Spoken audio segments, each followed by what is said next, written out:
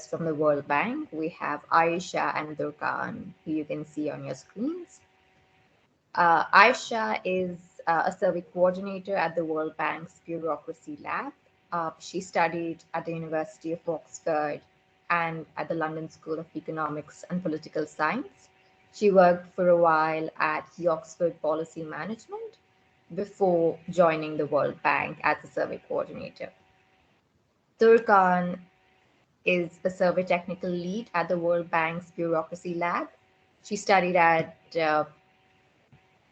Georgetown University and has worked at the World Bank since the summer of May 2018. So thank you, Ayesha and Turkan, for being here today and giving us your time. I'm sure all of us, all of the participants, would find this session very useful. So I will now hand it over to Ayesha and Turkan. Thank you. Thanks so much for the introduction, Natasha. Just to check, can you guys hear me? Perfect. Yeah, so I'm going to be beginning the session, and then Turkan will take over after a bit. Just wanted to check if we're still waiting for people, or should I start, because I see not many have joined yet.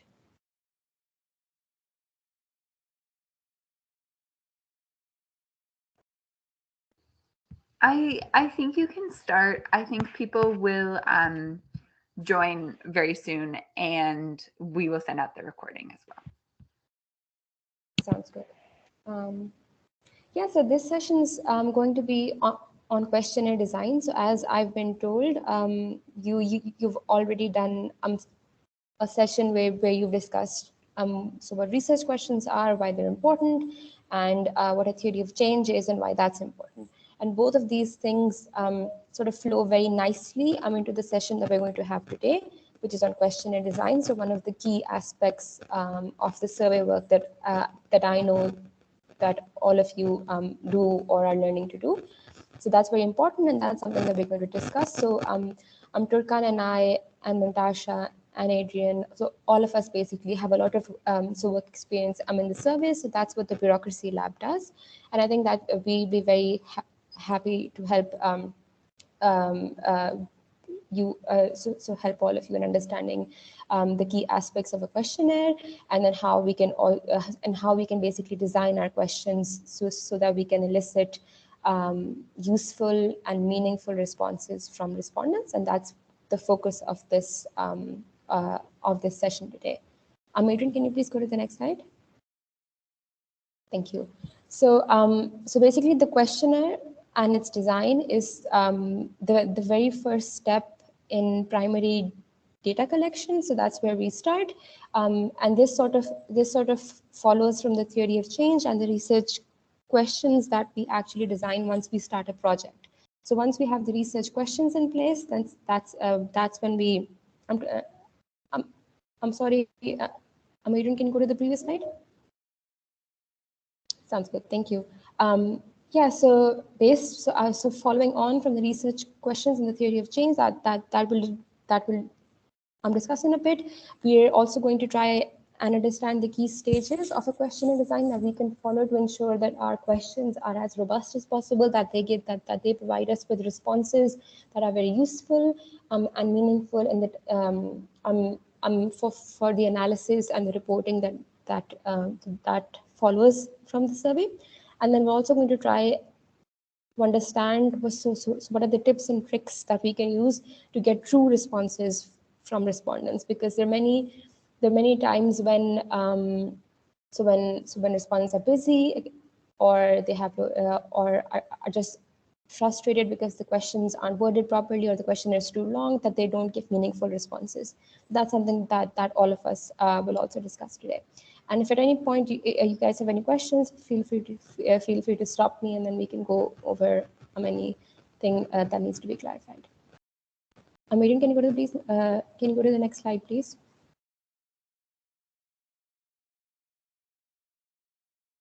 Perfect. Can you press the key? Yeah, perfect. Thanks. Yeah, so like I discussed before, before you begin designing the questionnaire, it's important to have it's important to understand the questions that we aim to answer through the survey itself. Once we have those in place, the rest of the questionnaire becomes very simple, because you already know what you want to because all of us will know what we want to achieve, and then designing questions, so simple questions that get to that answer becomes that becomes very simple. And once we have that in place, then we can begin designing the questionnaire. Amirun, can you go to the next slide, please? Perfect, thank you. And then a theory of change is also important, because one, it defines all the mechanisms, all the assumptions that we need, or that are or that follows within the project that we're doing. And once we have all of those into place, we can identify the chain that we are trying to follow through the survey and design questions along each of those chains to make sure that all of the inputs, outputs, and the assumptions are covered in the survey, basically. Yeah, so and all of this basically provides an important insight and guidance on the intervention or the project that the survey is a part of. And so once we have that in place, designing the questionnaire also becomes very straightforward.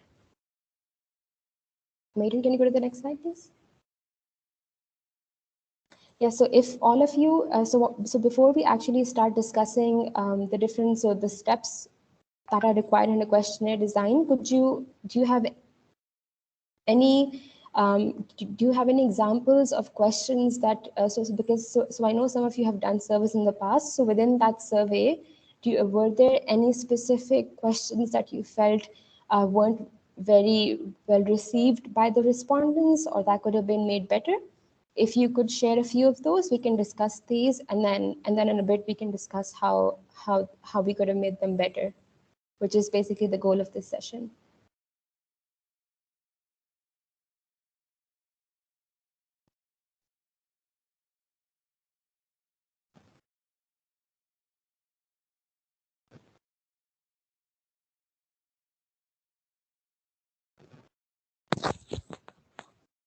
So Mantasha and Adrian and Abhishek have mentioned that you guys have done surveys in the past. So like there must be a question or two in the surveys that you've done, which you thought weren't received very well, or that could have been phrased better, that maybe the respondent found too difficult, too long, or weren't comfortable answering.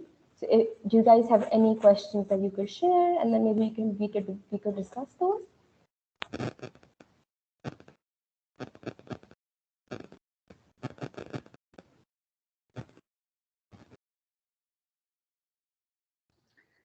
Feel free to write in the chat as well, or raise your hand.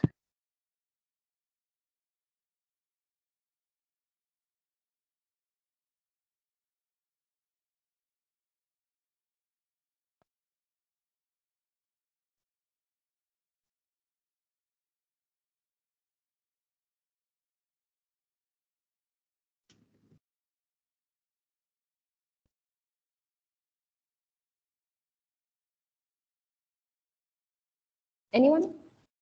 Maybe just one question?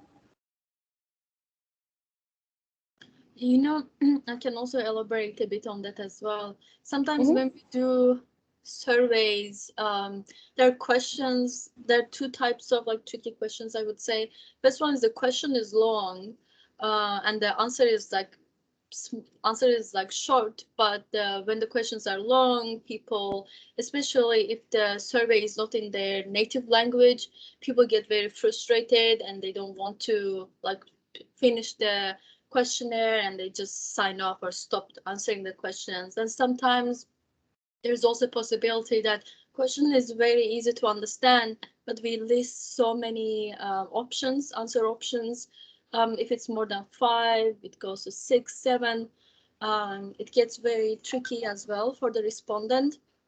There is this balance problem that we would like to get as much as information possible from the survey.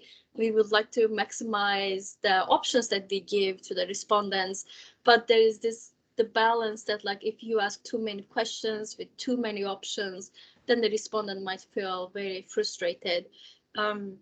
So yeah, I'm sure you had some examples before when you are doing it as well.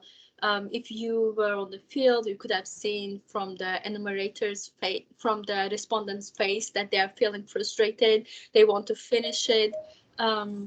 They probably have some other commitments to do at the moment. It's easier to handle when you are doing it face to face, but if you do it online, then the respondent is just going to sign off. He or she is not going to finish the questionnaire. Yeah, it would be nice to hear your views and the experiences, or if you heard something that like they were talking that like, oh, the questionnaire was so long. And it's also interesting that once the person, we send out the survey, usually for the online ones, let's say, and they keep telling each other that, oh, the survey questionnaire is so long, don't start, don't start, it's so hard to understand, don't start the questionnaire.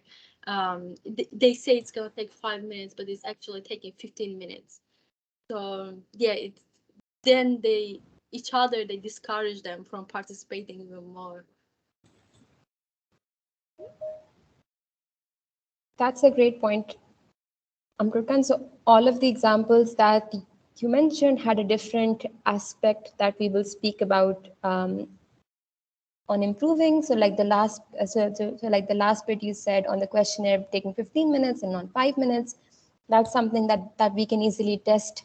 So when we pilot the questionnaire, so when we pilot a questionnaire, we test the questionnaire as if it were administered in the field during the actual data collection. So then we can actually time the survey and then use that figure instead of the one that we think is correct. So 15 instead of 5, or make the questionnaire smaller. So all of the things that you mentioned are going to be discussed today. And then, but if you guys have other questions that came up, we'd be very happy to hear them so that we can also think about incorporating them into the training as well.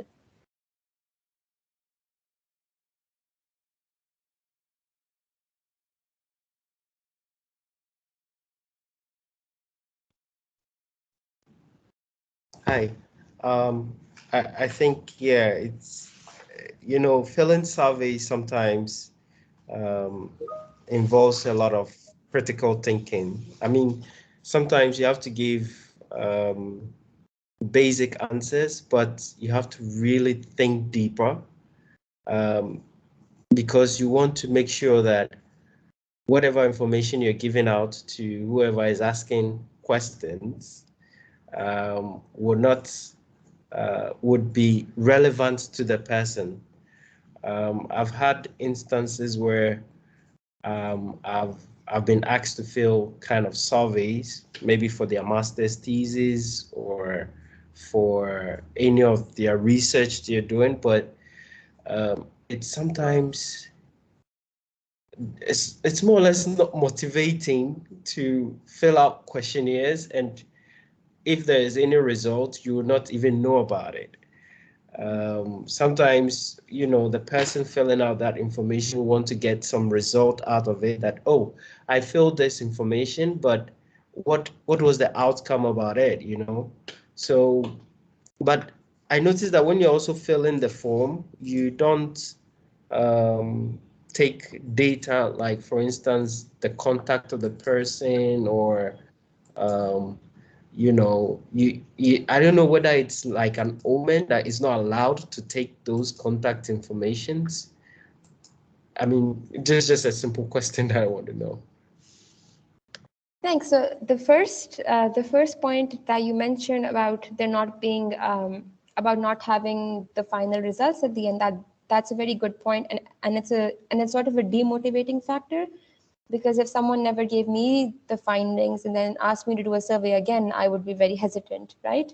And I think that's one kind of motivation that we can provide. And one of the motivations that we provide in our surveys is that your answers will help us improve these 2-3 things. So like in the survey, so we survey government officials.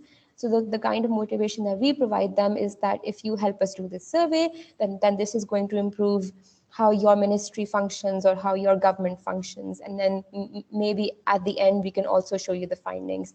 That's always not clear because the reports are sometimes they're supposed to be confidential. That's not always the case, but that's a very good point that there should be other motivating factors for respondents as well. That's a very good point. Yeah, so all of that's very useful. Sorry, I think someone's joined.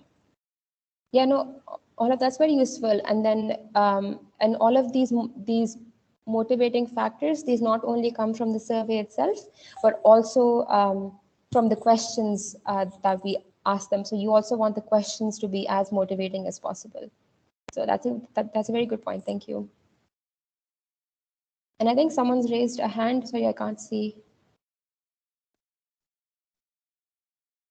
Yes, this is Daniel. Yes.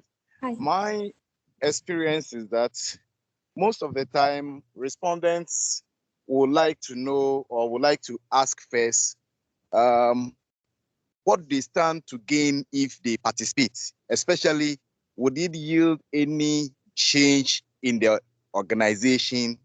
Will it benefit the structure of the organization, systems and procedures, motivational factors?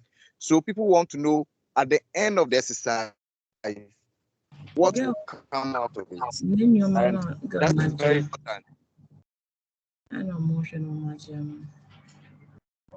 That's very useful. Yes, thank you. And as the question before also said, that's a very important a motivating factor, and that's how we start all of our surveys. So before we start a survey, we read this text out to the respondent that one asks for their consent, and then also tells them what the research is about and how their responses will bring about a certain change. So like I said before, we survey government officials and we do interventions within ministries or government or within the government. So what we try to say to convince respondents is that if you answer this question and if we get enough responses, this will help bring about this particular change in your ministry. Right, so that's a very good point, and that's what we practice in all of our surveys. So at the very beginning, we do tell them what the research is about and how it will help shape their organization better. Yes, Daniel, do you have another question?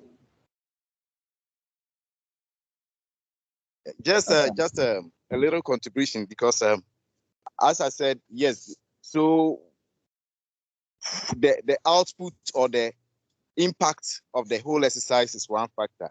But I've also realized that for more senior officers, if you're administering a questionnaire, then it has to be short and the responses also have to be brief, as you mentioned. But if you want more detailed, context-specific responses, then interview will be the most appropriate for them, for senior officers or for most of the public servants because of lack of time and other issues. So you look at the respondents whom you are going to take the questions or the data from and design the tool that will be most appropriate. If you want to have a face-to-face or detailed discussion, then it should be interview. But if you want them to give you responses to specific questions that can be generalized, then it has to be brief and they have to be given predetermined responses in multiple choices or whatever. Thank you. Thank you. That's a very good point. And the fact that you're already discussing that the respondent's time is important is a very good point, because as we're going to discuss, so I think in a few more slides, we will try to design our questions in such a way that we get to the correct answer from the respondent's side as quickly as possible. So we will make our questions short. We will make our questions easy to understand. We will make our questions so concise and motivating so that the respondent answers as quickly as possible. And now your point on on the depth of the questionnaire. So you write that. So you write in that if we need some more some more information, it has to be in a proper interview, and it has to be a longer interview. That's correct. But sometimes that's not possible, because we want the respondent, however senior, to answer certain questions, because we have to analyze the data in a certain way. So if we start asking them very open-ended questions, that might not help us answering the research questions that we've designed, because the conversation might go in a certain way that our question was not that our question was not answered. So we will try to stick to the questionnaire that we have designed, but you're absolutely right that for more senior officials, we could either make it shorter, or we could provide some more motivating factors for them to spend that extra time with us. And then, so I think as Turkan is going to discuss in a bit, this time factor becomes even more important once you start thinking about the mode of the survey that you're doing. So like she said before, if you're doing an online survey, it needs to be shorter, because then people log out. If it's a phone survey, then it needs to be shorter, because you can't possibly keep people on the phone for an hour. And then the one good thing about face-to-face surveys is that you can sort of convince someone to spend that little so extra time with us. So these time factors become important given the role of the respondent, given and given the mode of the survey that we're doing. So just one example of this is the survey that we're currently designing. So we have to survey a lot of people, so we can't basically do we can't complete a questionnaire with we can't complete a long questionnaire with all of them. So we will try to give each respondent a short questionnaire, and then randomly pick a few and do a longer questionnaire with them. So that's one thing that we could do. But then, so that's a very good point on the timings of the survey. That's something that we need to be mindful of, and we will discuss in a bit as well. Any other questions?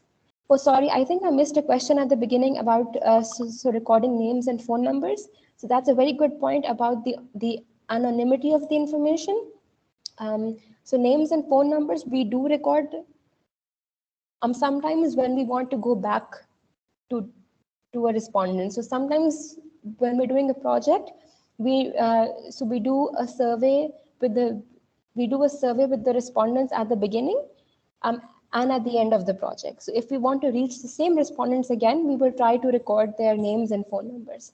But then that has its problem, that the data needs to be kept as securely as possible, because we should not leak, we should not allow for this sensitive information to be leaked at some point. So that's a trade-off between keeping such confidential data with us and being able to follow people up at a later time. So my point on that would be is do not record phone numbers. So unless we absolutely need to, but then there's sometimes when we actually don't need to. Yes, Alan. Yeah, thank you. Please, I want to know, in designing a questionnaire, is it important to get a template of an existing questionnaire, or probably you have to brainstorm the kind of question that you want to have based on the objectives or the research questions? I'm sorry, my network was worrying me a bit, so I couldn't. I don't know if maybe you addressed this in your initial statement, but yeah. So my question is, do you get a template for such a questionnaire? You start with a template, or you actually brainstorm?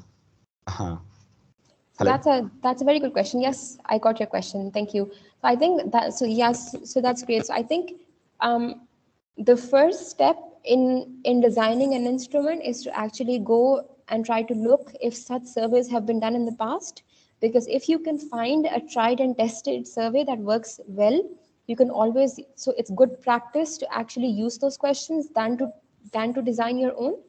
However, in some cases, you might not have your research questions might not be answered by surveys that have been done in the past. So then you have to design your own. So this particular training is actually focused on when you have to design questions yourself. But the first step in designing a draft instrument should be to actually consult the literature and try to find tried and tested surveys that all of us know work well. Does that answer your question, Alan? Yes, thank you. Perfect. Any other questions before we move on?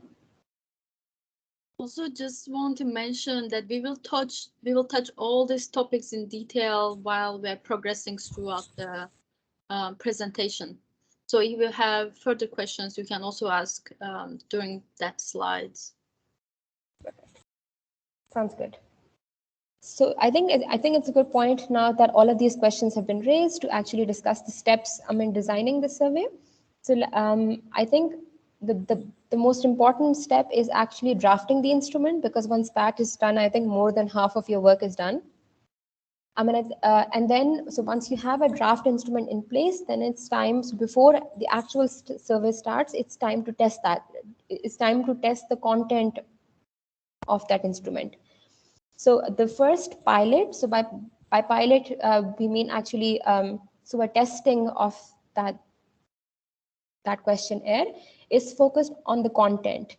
So are the questions phrased correctly? Do the questions work as we need them to? Are we getting the responses as we expect? Do we need to add some more? Do we need to add more response options to the question?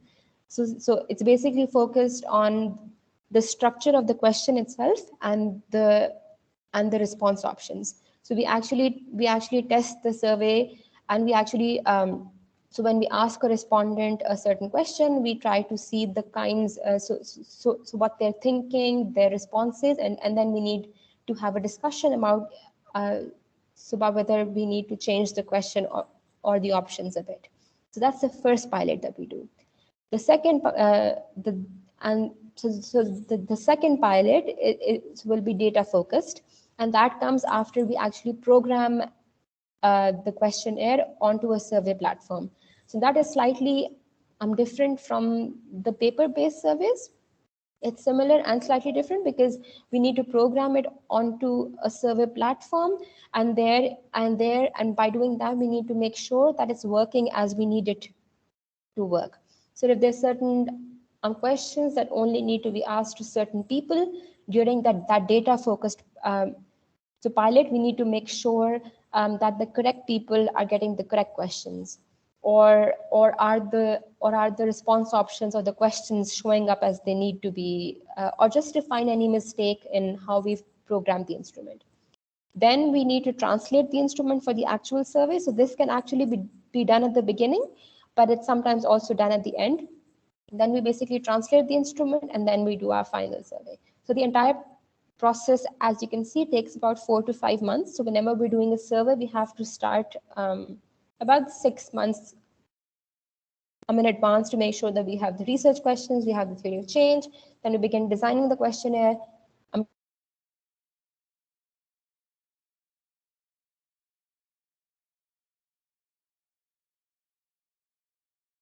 So and start ahead. Any questions on that? Great. Can you go to the next slide, please, Adrian? Great. So when we're focusing on the first step, which is actually drafting the instrument, I mean, I know it says step 1, but then that step also has more steps because it's probably the most important. So the first thing that we need to do is keep our research questions in mind. So once we have the research questions, we know which questions we want to use the survey to answer. So what we do in the first step is to develop an outline of the survey. So by that we mean is list all the possible modules that we need to ask. So in the surveys that we do, we have a human resource management module. Then we have a recruitment modules, an attitudes and motivation module, a corruption module. So we have all of these. We start by developing a broad outline, and then in the next step we actually list all the important information that we can get from each module, that will help us answer the research questions. So during each step we always have the research questions in mind. Then once we have the once we've basically listed all the important information that we need, then we try to assess who we need to ask each question to, or each point to. So certain questions can only be asked to, say, managers or household heads, but not to, say, the kids in the household, or the people working under the manager. So we need to identify which questions need to be asked to which people, and then split the survey into the different types of audiences that we have. Once we have all the information and all the respondents in mind for each point, then we can actually begin by drafting the questions. Right, so this is probably the most difficult step. But once we've actually listed out all the important information that we need and who we need to ask it to, then actually creating a question becomes a very simple task, right? And then we need to draft questions in a certain way so that respondents are motivated to answer the question and are motivated to provide a true answer without difficulty, right? So we need to make sure that each question does not take them too much time, because then, as Turkan said before, they become frustrated and then give a random answer that's not true. Right? So if I were doing a survey and if the question was too long for me, I would just give an answer just to move things along. Can you go to the next slide, please, Adrian? So these are some of the things that we need to think about. So how long the question is and how complicated is the syntax used. So if a question contains a very complicated word that I haven't heard of, then then someone will spend so much time explaining it to me, and then I would just give a random answer just to move things along, because even when they explained it, I didn't fully understand it, right? And if the question contains vague words, right? So an example of a vague word would be, I know this word is simple, but like family, right? So what does family mean? Is it people who live in a house? That's not necessarily one family. So these things need to be carefully thought of before we actually go into the survey, right? And to what extent does the given response options match the possible answers to the question? The questions and its response options should be closely linked and should closely follow from the question itself. They can't be completely different. And there should be response options that we can expect the respondent to provide. And not for us who are designing the questionnaire, but the respondent itself, right? And then we actually need to be careful about how many response options there are in a question, because if there are if there are 15 response options, then as someone who's actually conducting the survey, the respondent provides an answer to me, think through 15 response options to pick one. That's too complicated for me, and that will take too much time. So everything needs to be as simple as possible and as clear as possible. And then in cases where questions are not immediately clear, so like we spoke about before, it's good practice to consult the literature before. So even if someone has not done the entire survey that you're doing, someone might have asked a certain question that you're looking for. So it's good to search for that question and see if someone's done it, and then try to use that instead, or try to think if that is better than the one that you're thinking of. Great. Any questions on that? Before we move on to certain tips that we use for good questions.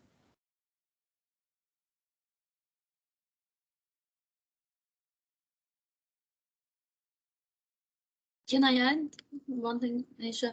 So during this time, you should also discuss that, for example, for some questions, choosing one answer option won't be enough to answer the question fully.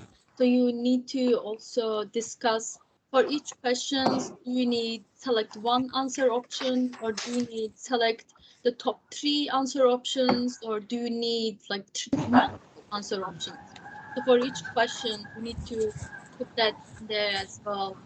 How many answers do we need to fully answer the question?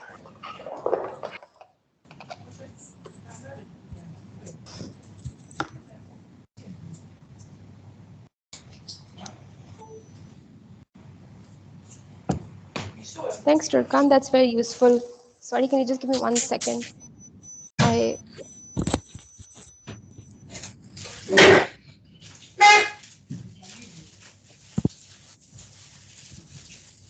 Sorry, yes, that's very useful. Yes. Turkan. Hello. Yes, Daniel. Yes, It's Daniel, Daniel right? again. Yes, please go ahead. Yes, Daniel. I want to ask a question. From the beginning, we have been talking about keeping the responses to the questions, and I guess these are multiple responses or choice questions, responses. Let's say A, B, C, D, and so on and so forth. Now, how short should a short response be? Should it be 5 responses, 3 responses, 6 responses? Is there a figure that we can see that responses to questions should not be more than 10, for instance? Thank you. Thank you. That's a very good question that I even have to think about. But I think it depends on the question itself. Admit, grab him. Sorry, 1 second. Perfect. So I think it depends on the question itself. So for some questions, I think, so if a question is simple, then I think having a few response options is fine. But depending on the question itself, the response options should actually depend on the types of responses that you expect from the respondent. So I can't think of a good example here. But suppose you're asking civil servants about the type of contracts that they're on, and there could be many, but try to keep the response options as detailed but as short as possible. So suppose if my research is focusing on those who are on a permanent contract and who are on a short-term contract. So then I would try to split my response options. So if there are actually, say, 10 types of contracts that people are on, and out of that, 6 are permanent and 4 are short-term, then I would actually just have 2 or 3 response options that divide between permanent and temporary or short-term. So that's the type of thing that we're going to be focusing on. Is that based, so what do I want from my research questions? I want to know if you are on a permanent contract or you are on a short-term contract. So I will base my response options just on those 2. So keeping it as short as possible and as short as I need it to be. And not make it too complicated or too long just because that's what's I'm in the field. Do you see what I mean? Yeah, I get you. Yeah. Thank you. No problem. Any other questions?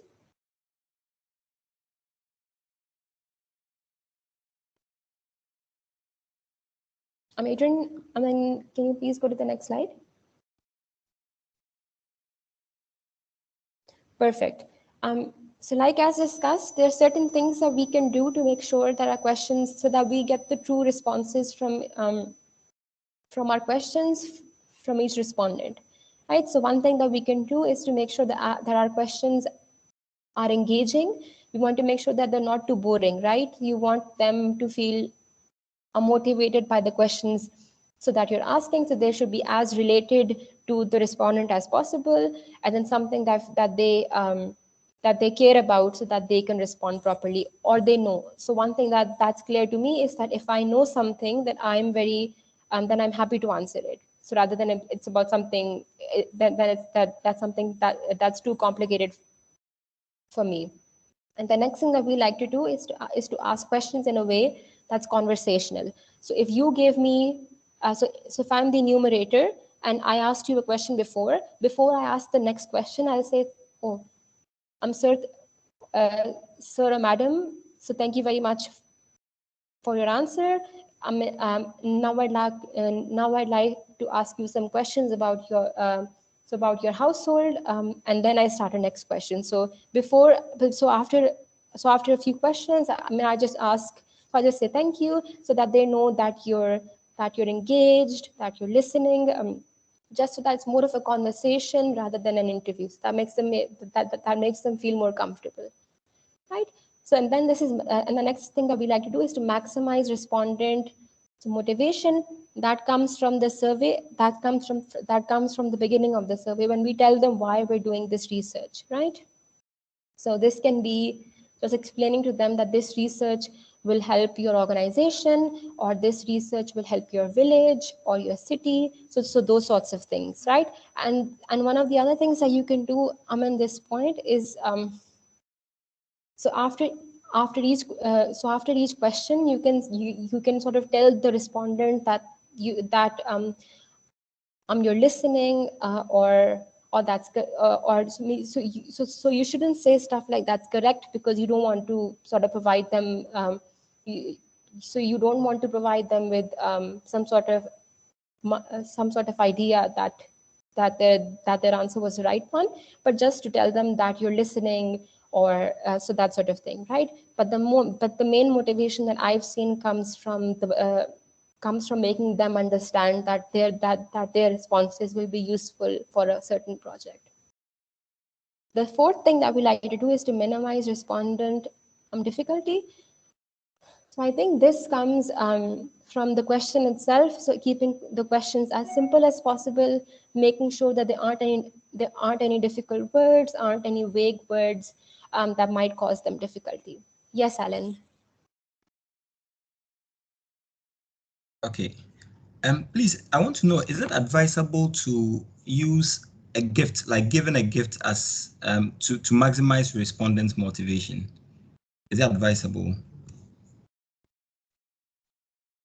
So I think so. I'm not sure if I'm the best person to answer it, but then I've seen some surveys where they do give a gift and some surveys where they don't. So I've seen surveys where they randomly choose people and provide them with gift cards, for example.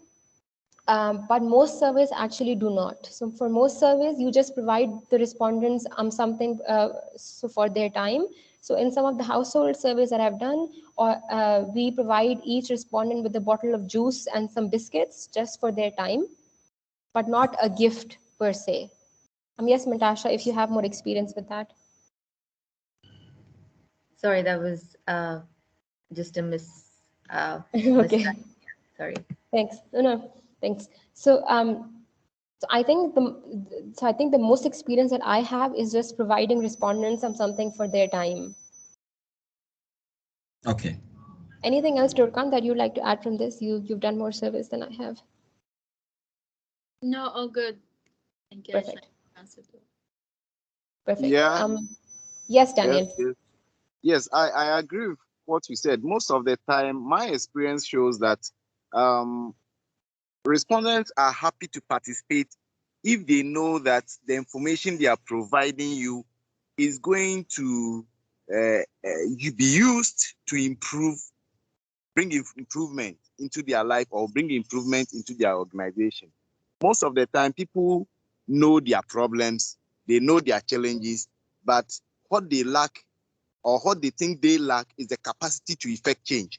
And so if out of the research or the data they are providing you, the information they are providing you, it will bring about some change in their environment, in their office, and in their work, they will happily do that. I think what we have failed to establish over the time is we have different people, different organizations have collected data for which they don't know how useful the exercise turned out to be.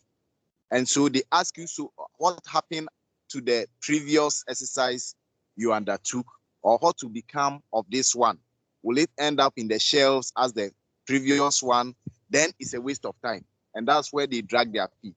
But if they feel that the information being provided is going to be used in an exercise that will affect their lives for good, they willingly participate. Thank you. And thank you very much, Daniel. Yes, again, that's a very good that's very so good point. And then I think we can all agree that one of the most important sources of motivation is about the project itself and the change that they can help bring about through that project. And I think this also brings about the larger question about how we as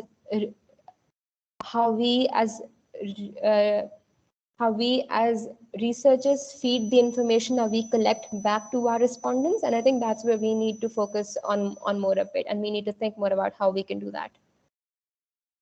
Okay, so moving on, so some of the other tips that we use to make our questions better is to actually go back to the research questions and make sure that our questions are answering the research questions that we have, right? So and one of the things that's important here is to actually go back to the literature and see if people have asked this question before or have tried to measure the concept that we're trying to measure, right? And then try to use that instead, or see if it's better. And one of the second some more important things that we actually need to focus on is to ensure that our questions have the same meaning for each respondent, right? So I mean, if you're doing a survey in many different parts of a country, then certain words then certain words might not have the same meaning across each district or province.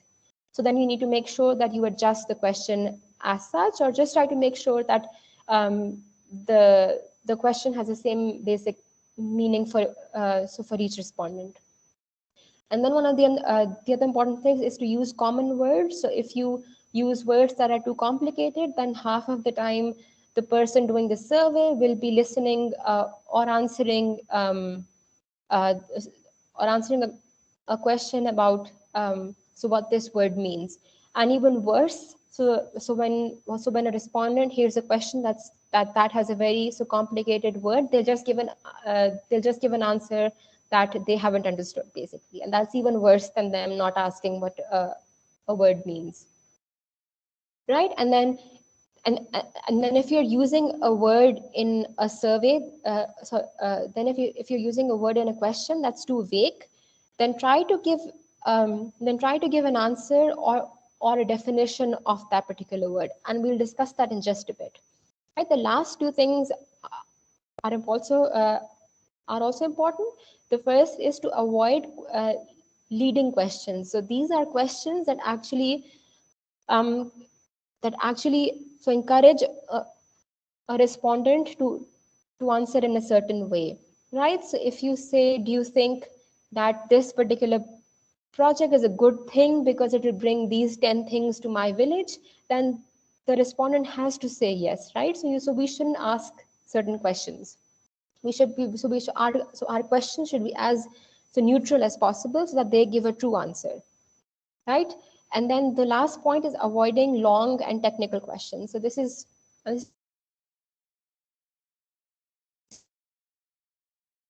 the question shouldn't be too long or too technical, because then the respondent will get frustrated and not give a true answer. And the second thing about being long is we have to be very respectful of our respondents' time. So like we just spoke about, they're doing this for free, or most of the time. So just trying to be respectful of the time that they've graciously agreed to give us. Can you go to the next slide, please, Adrian?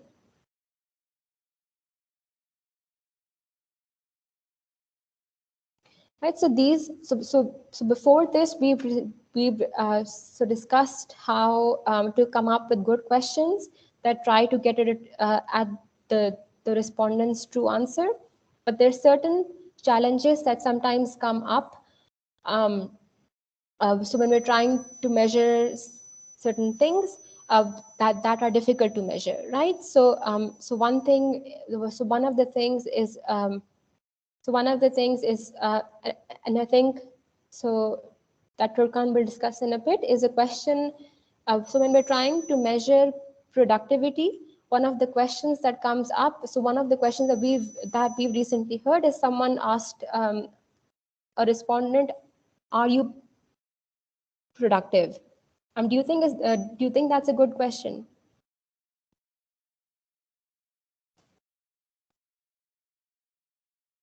So in one of our surveys, we're trying to measure the productivity of our respondents, and someone suggested that we ask, "Are you productive?"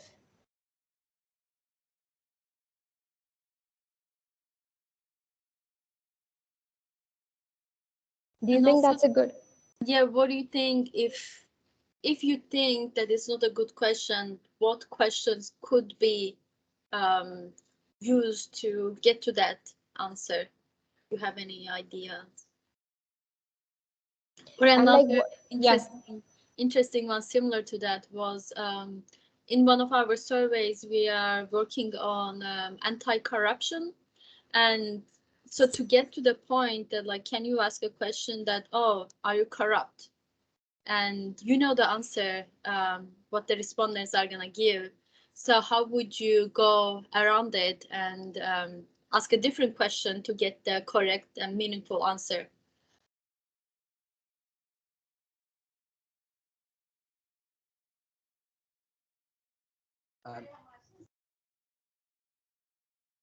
Yes, Emmanuel, please go ahead. Well, there are so many ways to execute or to get answers. So you can rephrase the question and say, how productive are you? And based on that, you can ask other questions down the line. So how productive are you? Then they will define what productivity is to them or personally to them. Then that brings me to the question. So if you ask this question to me, and then even if you, and the thing is that you didn't define, then my question to you would be, what do you mean by productive? Because see, one of the points that we discussed before is that we need to make sure that the question means the same thing for everyone. So if I tell you, oh, this is what I'm productive at, or this is what that means to me, then someone else will give you a different answer. So then each person will be telling you how productive they are, in their own work or using their own definition of productive. Do you see what I mean? The meaning of the question then changes for each respondent. So that's a good point. So you're getting at the right idea that we need to define productivity. But let's think about how we can phrase it better, right? So the point that comes here is that we don't know what productive means. So then what I will do is I will go back to my team and then ask them, oh, what do we mean by productivity, right? So do the research questions say anything? Okay, that's a very good point. Yes, Alan. I think that asking it in a way where you're able to see whether the person is able to meet his weekly or daily targets. So like, are you able to meet your weekly target or daily target at work at your workplace? Then it gives you an idea of whether the person is being productive or not. That's a very good point, right? So then based on the previous question, we have now defined what productivity is. It's meeting our daily targets. Right, so now I can go back to Emmanuel and then ask him, oh, are you meeting your daily targets? You see what I mean? So in one of the surveys that I'm so recently doing of a ministry, so productivity there is the number of applications that they process. So then I will ask them, oh, how many applications have you processed in the last week?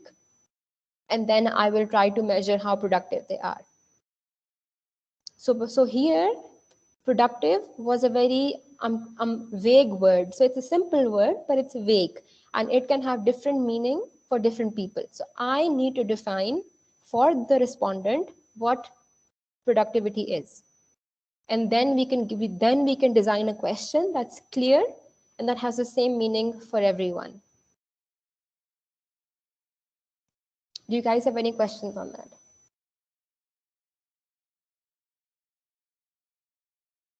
Is there any other way that we could have phrased it? Yeah, I think Benedict in the chat also brought a good. Oh, sorry.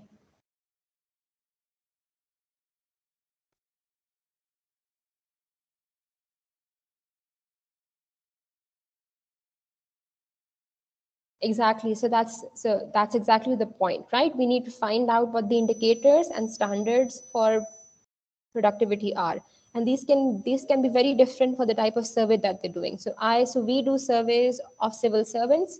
Their productivity is different. So I mean, if you're interviewing people who work on a farm, their productivity will be different, right? So we need to define what productivity means in the context that we're doing the survey. Great. Adrian, can you please go to the next slide?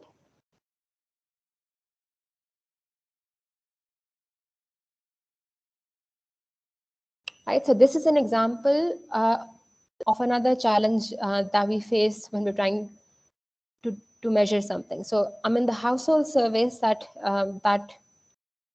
are done. So measuring the household size can be tricky, right? So again, so many people can live in the house. So what are we trying to? So what do we mean by one household, right? So as the point suggests, so a household member can include one or all of the following. So people who are currently living in the household, that can include guests. So do you count guests as a household member? I mean, I would say no, but some respondent might think yes. So we need to be very clear about how we define household before we actually try to measure the household size, right? So one thing that we can do is anyone who has lived more than 6 of the last 12 months in the house. That is last 12 months in the household. That can be seen as someone who is a permanent member of the household, or like most permanent. Children who are studying in another location but are still economically dependent on the household. Do you include them or not? So adults who live in another location but send some payments for each month, are they part of the household, right? So for each of these points, some respondents can think yes, they are a part of, and some might say no. So it's a confusing term. It's a very simple term, but it's very confusing. So before you start data collection, it's very important that you try to talk these things through with your research team and arrive at one definition of this word that will ensure that this question means the same thing for each respondent, right? And I'm sure because all of us think that the term household means the same thing for everyone, and then we might miss certain vague terms, right?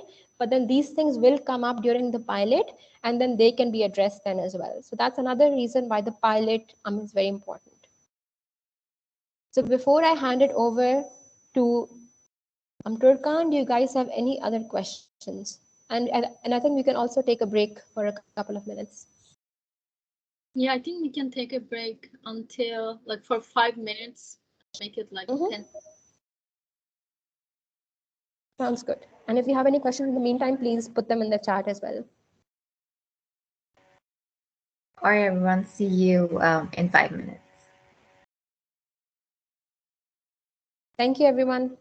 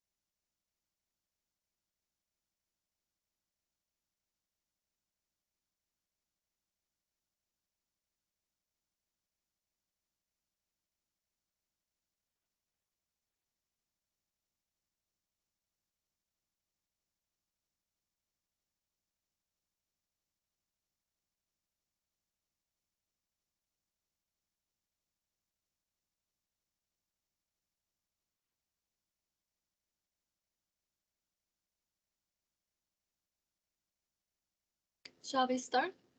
I think it's the time. Thank you everyone for attending the session today. Apologies, I'm a little bit under the weather today. If my voice gets a bit weird, so forgive me for that. I see that Alan has written on the chat that that after developing the questionnaires, workshop and trainings are held with the enumerators to refine the questionnaire. That's a very good practice. So what we tend to do is, as Ayesha discussed, we try to pilot the questionnaire twice. One for the content.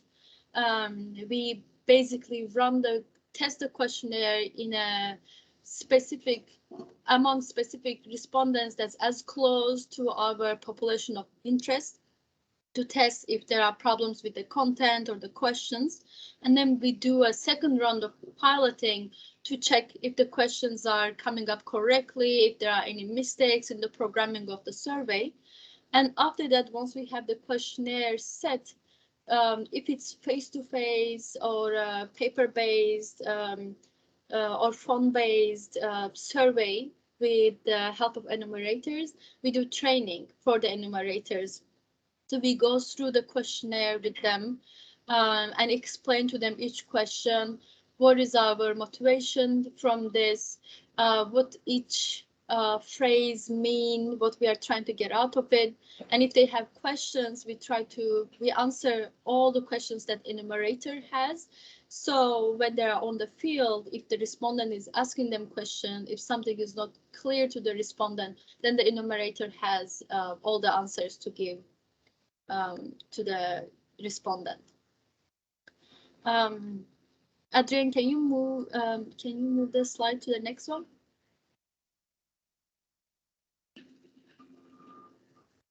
Yes, thank you. Sorry, I was looking at it. Yeah, so I think there's Did you? Recall and estimation bias. This is the slide. Thank you. So sometimes when we do surveys, especially in the case of household surveys, we ask the respondents to remember something happened in the past year or past couple of months. Could be their income or how much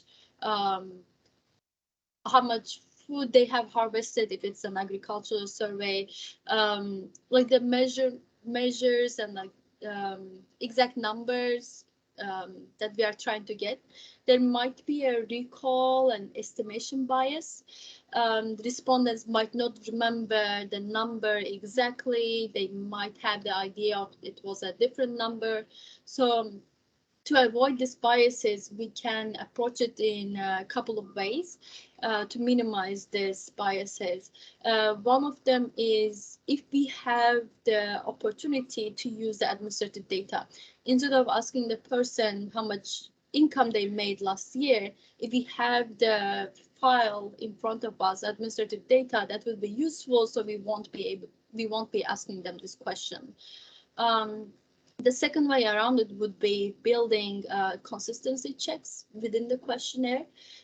For example, you ask them that how much crop they have harvested in one question, and then you ask later you ask how much they have consumed from that crops. And then you can build this that if the consumption of the crops are higher than the amount they have harvested, that means there's a recall bias, right? They do not exactly remember.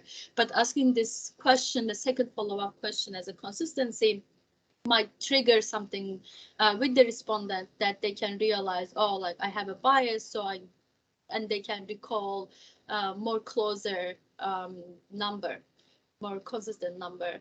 Another question would be, another way around it would be asking multiple measurements for the same question. For example, you ask, what is the distance to the closest school? They might say, I don't know, 5 kilometers. And you ask them later, how long did it take you to reach the school? And at that moment, they can realize, oh, it actually took me 5 minutes. Maybe it's not 5 kilometers, maybe it's 1 kilometer. So they might fix their answers with this. Adrian, can you move to the next one? And if there are any questions that you have, or if any comments or feedback, please feel free to stop me and ask. Yeah.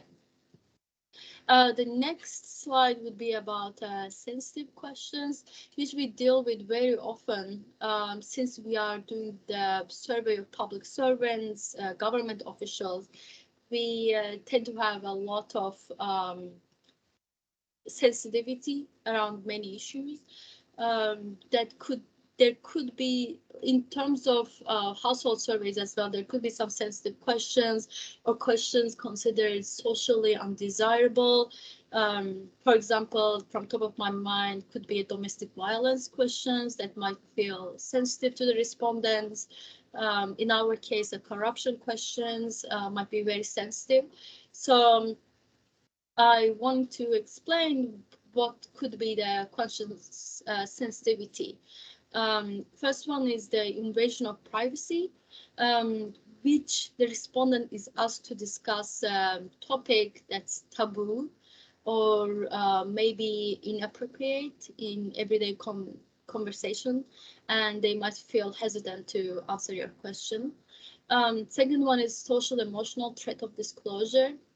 The respondent might feel that if he or she answers this question truthfully, and if someone else heard the answer, there might be social or emotional consequences within the society, and they might feel ashamed of answering this question truthfully, and or they might not answer the question at all.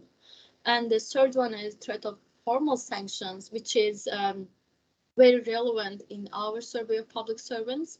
They might feel that if they answer in a certain way, there might be a legal or formal consequences for truthful answer. If in our case, if the government finds out this disclosure of the information, so they might feel hesitant to answer these questions.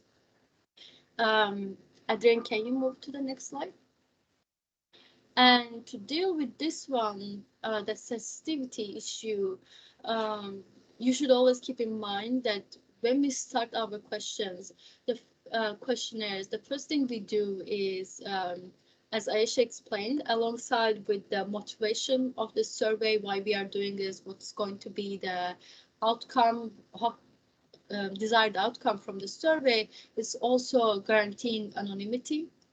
That's the most important point in doing ethical research, which we are guaranteeing the respondent the full anonymity and confidentiality, and we ask them consent in the beginning if they are willing to take the survey. And when we do this survey, even us as a researchers, before beginning the survey, we sign a confidentiality agreement that we are not going to disclose any of this information. And another way to make the respondents comfortable is building comfort. One thing I've seen is us don't usually the good way around it is not asking the sensitive questions in the beginning that might discourage the respondents. First building comfort, asking easy questions, and then later moving to the sensitive topics once you have that connection between enumerator and the respondent. One example I had was one time we were doing a survey in Kosovo, and one of the questions that the government wanted to include, they were specifically interested in a particular ministry, the officials in particular ministry, and they wanted us to include the questions that in the beginning, are you working in that industry? Are you working in that ministry? yes or no. And for the government, it seemed like such an easy question to ask, right? Like, are you working in that ministry or no? But for us, we reminded them that the people, the respondents who are working in that ministry might feel targeted. That why are you specifically asking me that I am working in this institution? If I answer yes, what will be the consequences? So rather than that, we went with the way that which ministry are you working in, and listed all the ministries. And that way, later on, we can analyze it. We can analyze the whole data for that ministry without the respondents feeling targeted, that we are particularly interested in them. Is there any question that you have up until this point? Please feel free. The next one, the example would be the sensitive questions. We talked about the we talked about the corruption surveys. So one way around it would be, rather than asking everything on the, like, are you doing this? Have you seen someone doing this? The way we went around it in our survey in Brazil, we asked everything from the third person perspective, nothing related to you once, everything from the third person's perspective. That made the respondents feel much more comfortable answering the questions. So there are ways around it. And then another one is, another way around it would be, we are doing a survey in South Sudan, and one of the things we are interested is again the corruption, but because there might be some sensitivity problems that they might not feel okay to disclose this information face to face with the enumerators, for that particular module, we are going to give them a paper-based survey. So everything is going to be face-to-face with the enumerator as an interview, but for that particular corruption module, we're just going to give them a paper. They will fill it out and put it there. So there are ways around making the respondents to feel comfortable, that they can disclose this information. You have to understand the context. You have to be a little bit creative, but there are ways to work around it. Rather asking, reframing the question, or making them fill the questionnaire on their own without actually saying those things out loud. Is there any comments? Have you seen? Have you ever been asked to fill out a sensitive question, or were you think in Ghanaian society, what would be a sensitive topic to discuss, especially in the surveys that you are doing or you have done in the past, or you have asked to fill it out? Yes, social, emotional issues. Yeah, if you have heard any.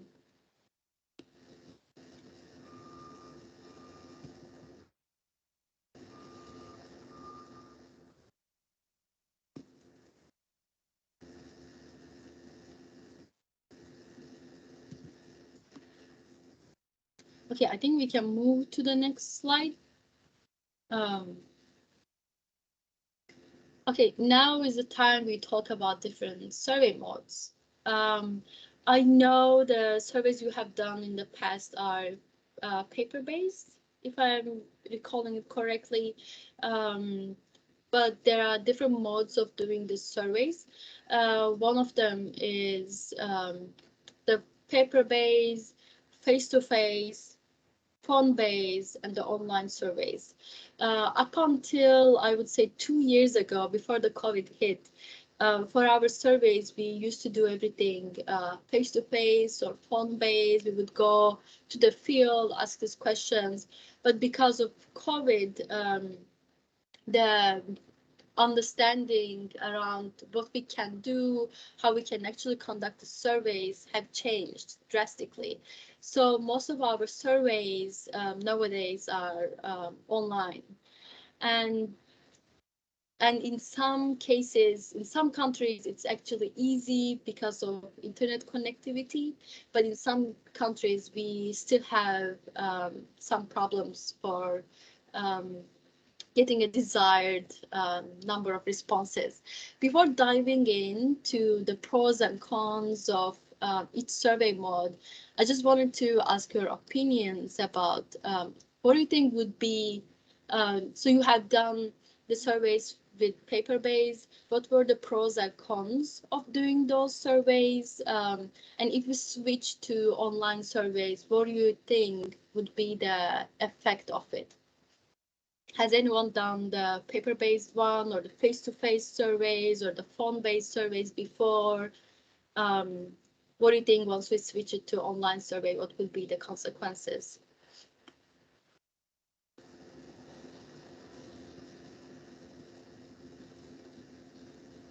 Also, there is no right or wrong answer to this. It's just a discussion.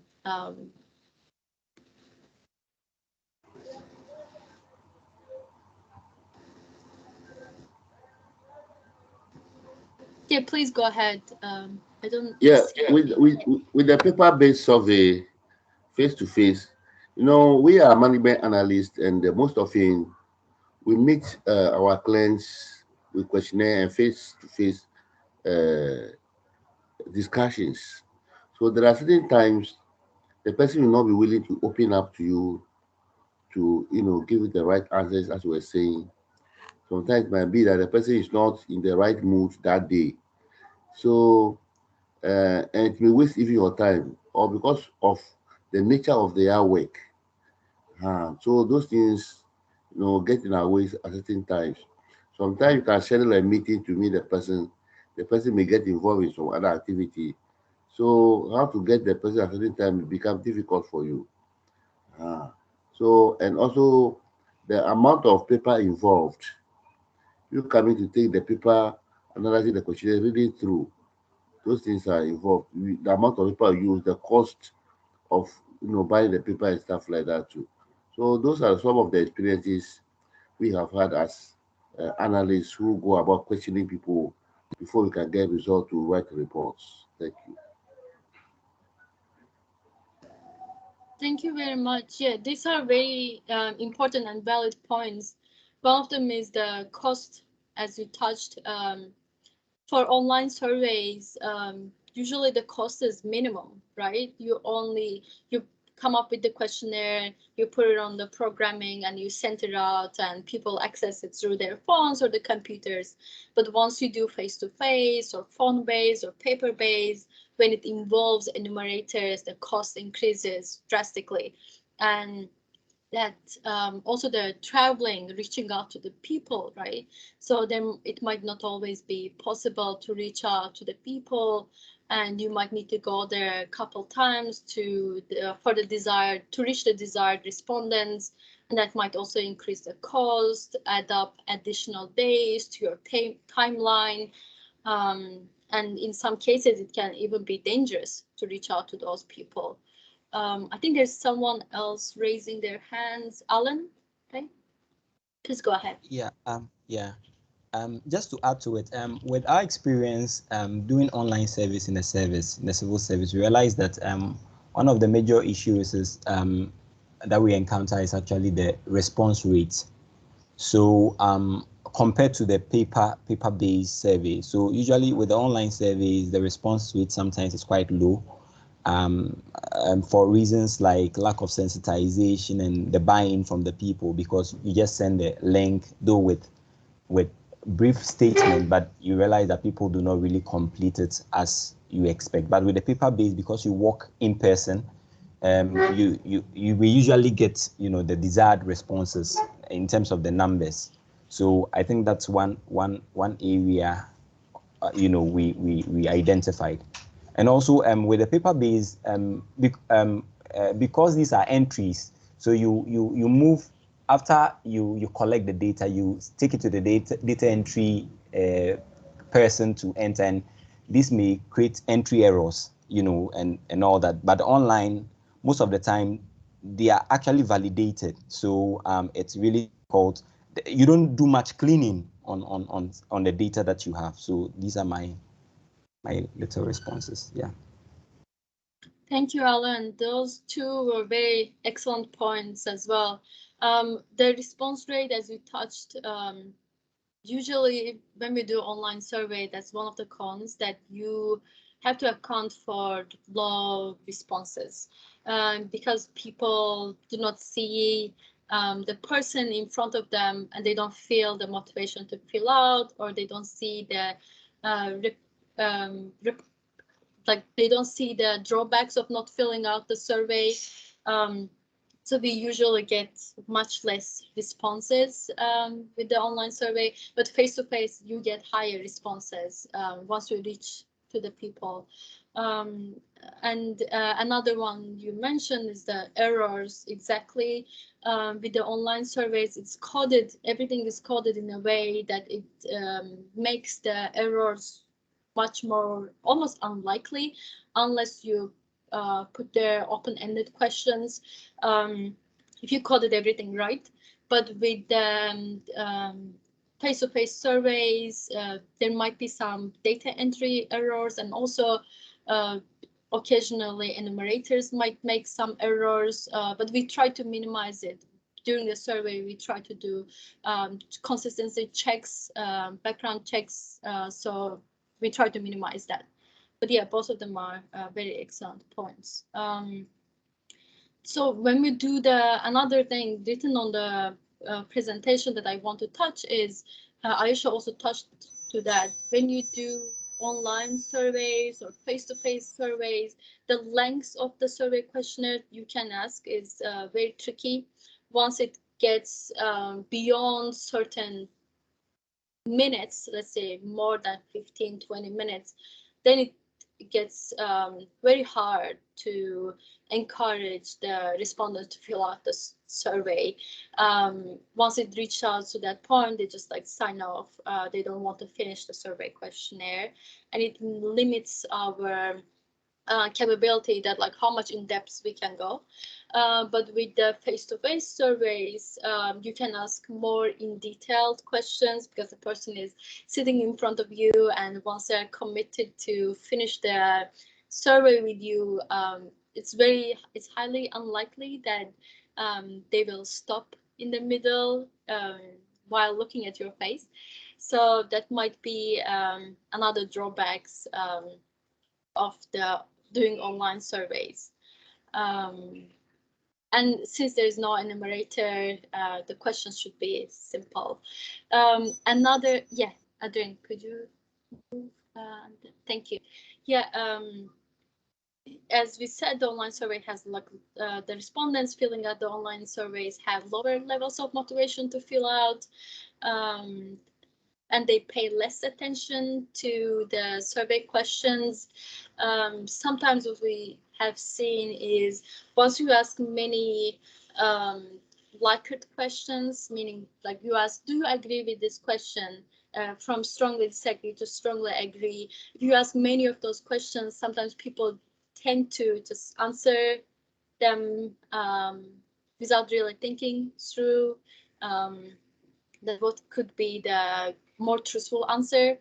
Another one, another point that I have put to the presentation, I think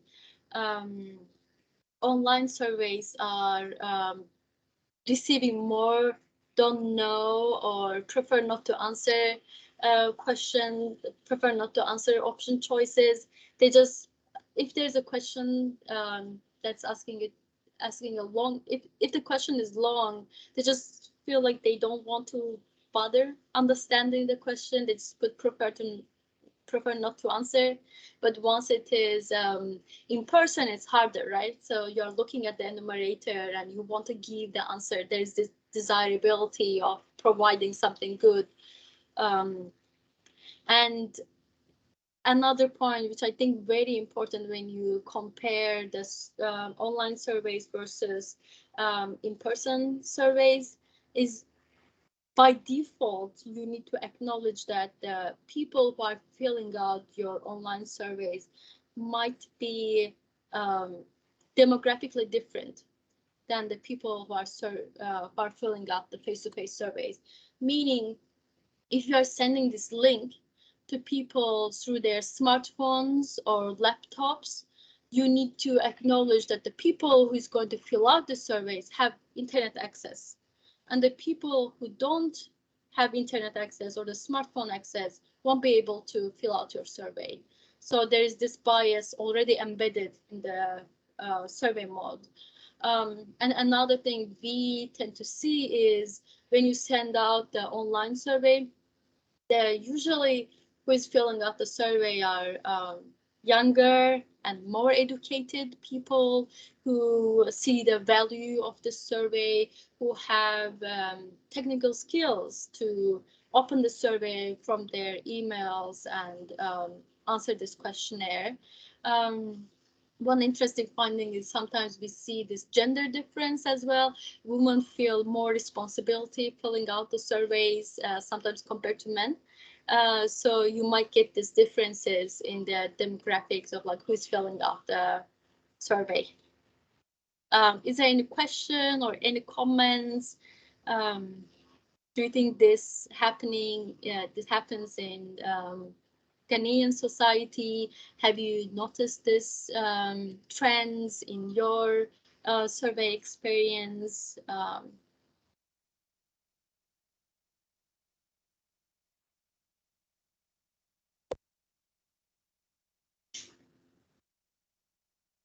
I think we can move,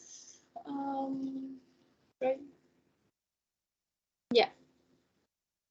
So for the final instrument, we talk about how you go through the survey questionnaire, theory of change, piloting it, having the questionnaire, tweaking the questions, checking for sensitivity, biases, and once you have the draft completed and reviewed, and the whole questionnaire is there, then we program the instrument to survey CTO or another survey program. And yeah, as Ayesha mentioned, then we do the pilot again among ourselves and among with other, sorry, among with other respondents, and then we translate the instrument if there's a need. Sorry, my voice.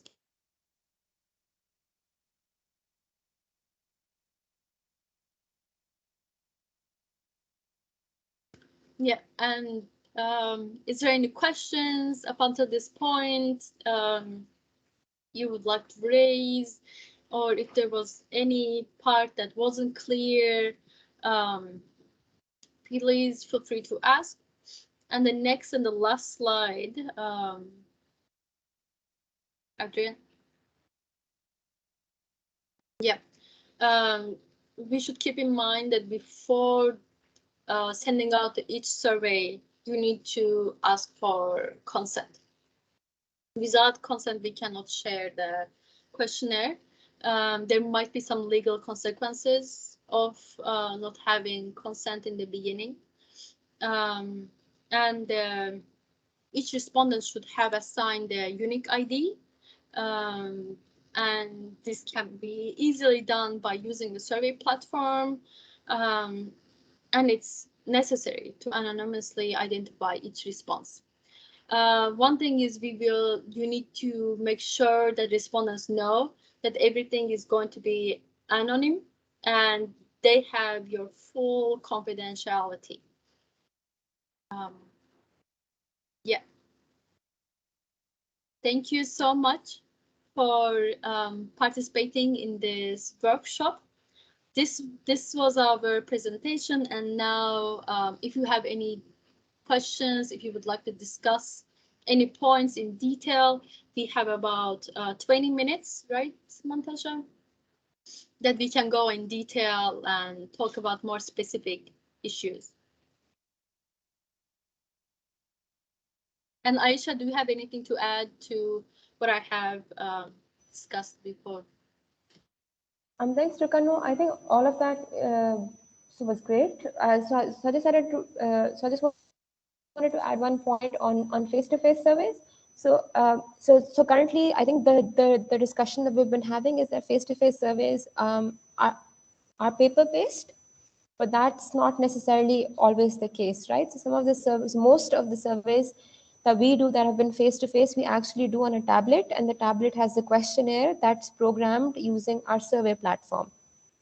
So like like the online survey that we're doing, the same online survey is now on the tablet, and each enumerator has a tablet, and they fill out the response options on that tablet. So then, so like I think Daniel mentioned that there is a problem with data entry. Then that problem, then we won't have that problem anymore, because it's just like an online survey with the added benefit that it's face to face. So just wanted to make that clear, that face to face means both paper based and through a tablet where the questionnaire is already programmed. And if you have any questions on how to make that transition, we'd be very happy to answer.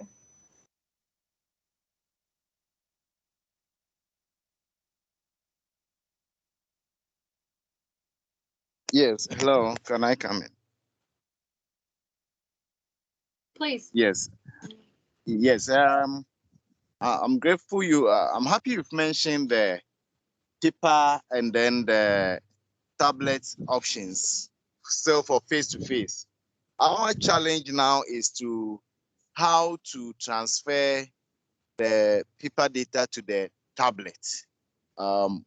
I.e., our own tablet, or that of at least developing a program that now can help us gather the data via soft copies or on our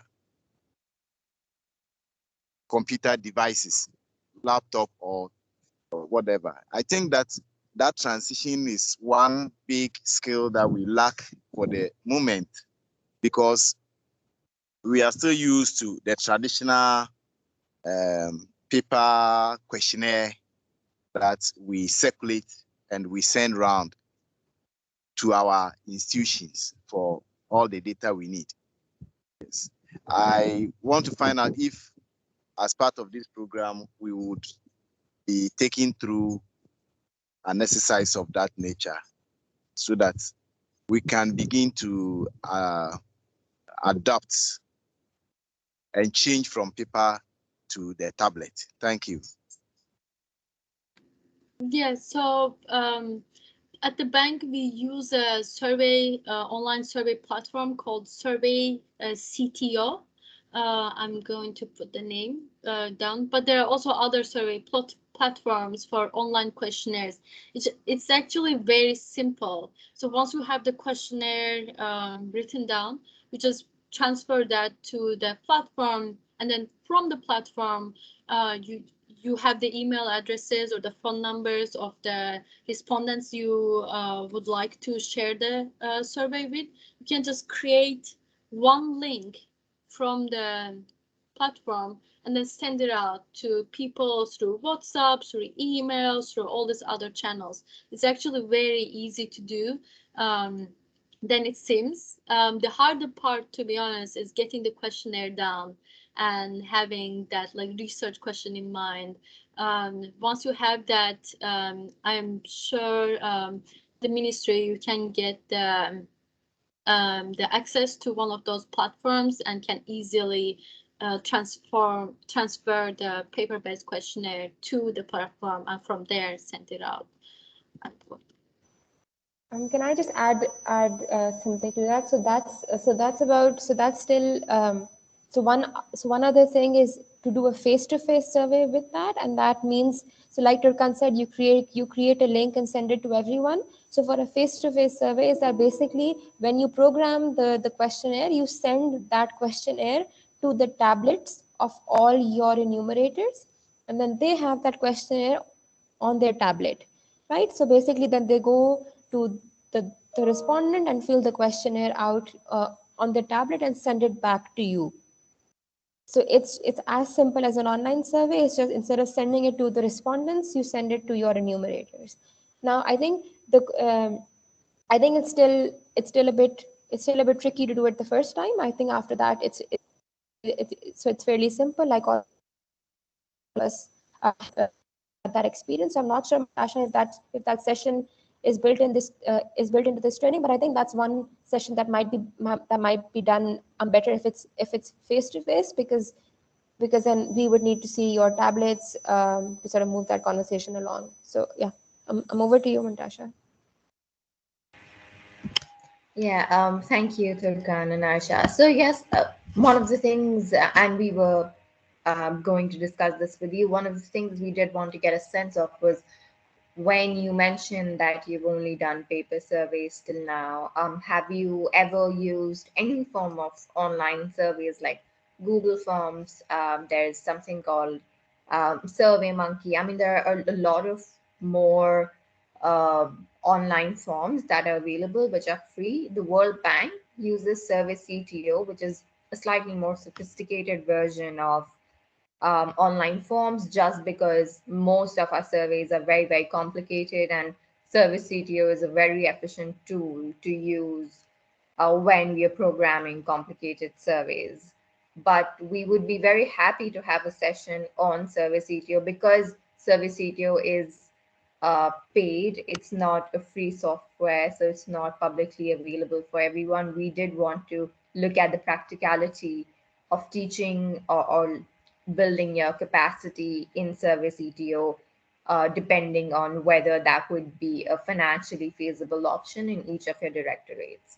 But we would also be happy to basically take you through some good practices or principles of coding your questions online. So I think that is a discussion we would have, and we would really, really appreciate your feedback.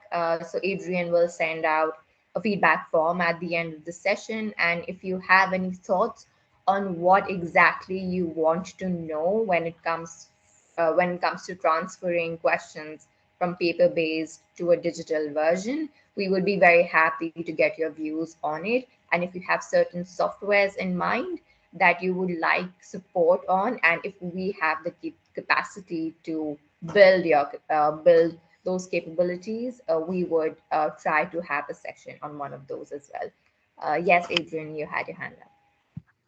Yes, I just wanted to mention one of the benefits of Survey CTO that might be of interest is that you are able to administer surveys offline.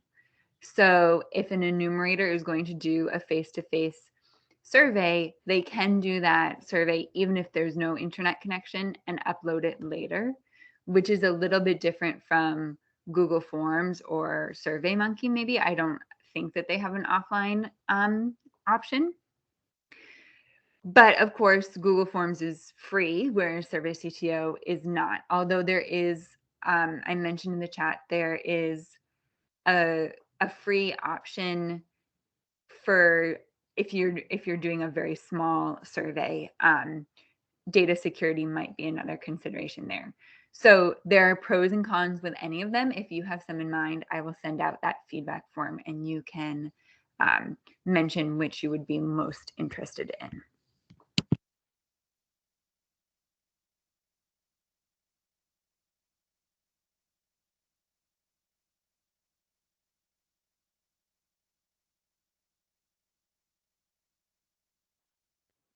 Are there more questions regarding today's session?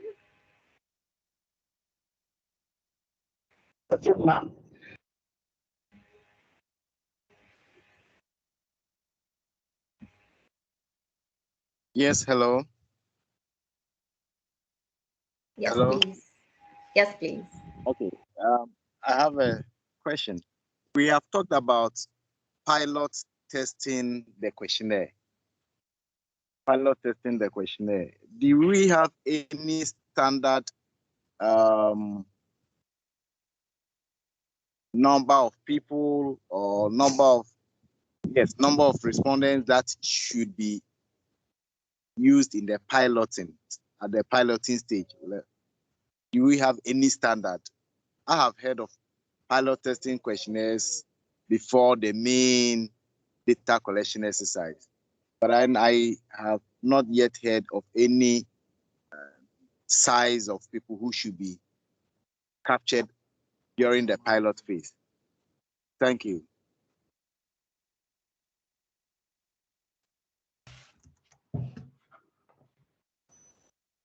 And thanks, Daniel. I think that's a very good question. I think my response would be as large as possible.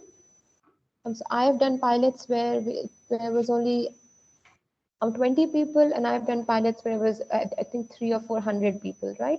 So because we do surveys of ministries, we can't always get we can't always do as large pilots as we'd like. So sometimes it's just 30 or 40 people, but when I do household surveys, I've done it about 400 people.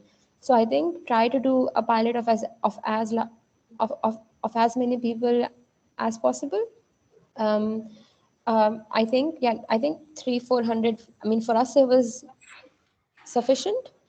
But I think the goal is to actually so one is to provide enumerators with practice as well.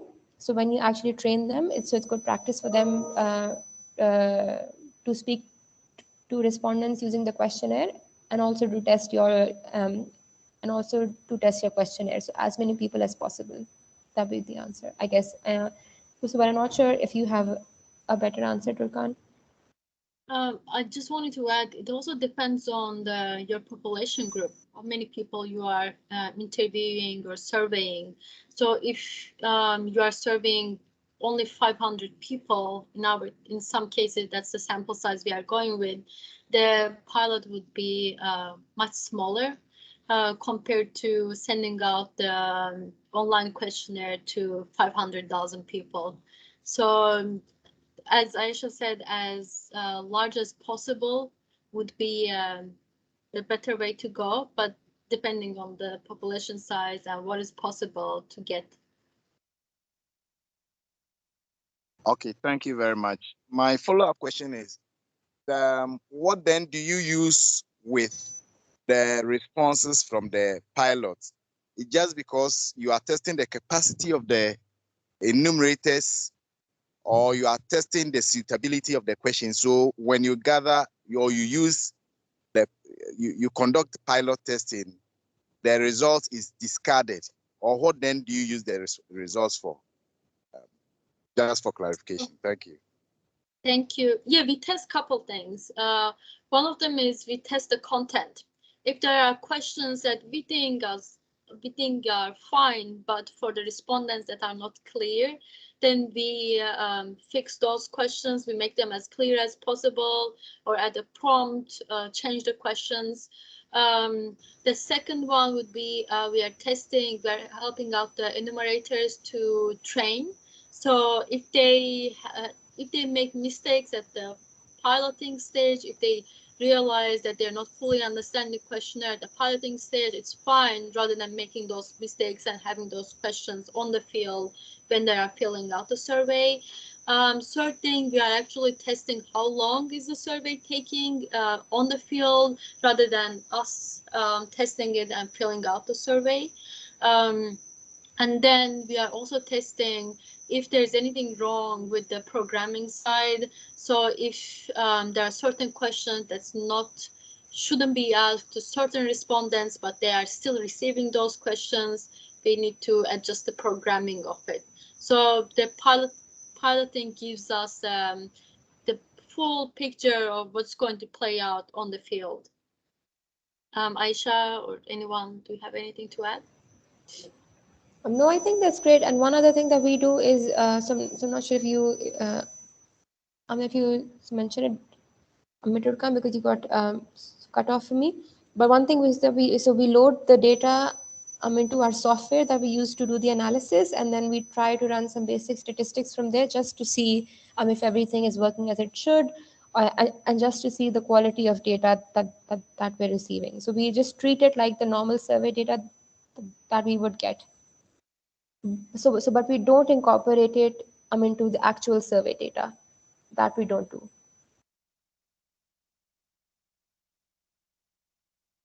Okay, thank you very much. No problem. Many other questions?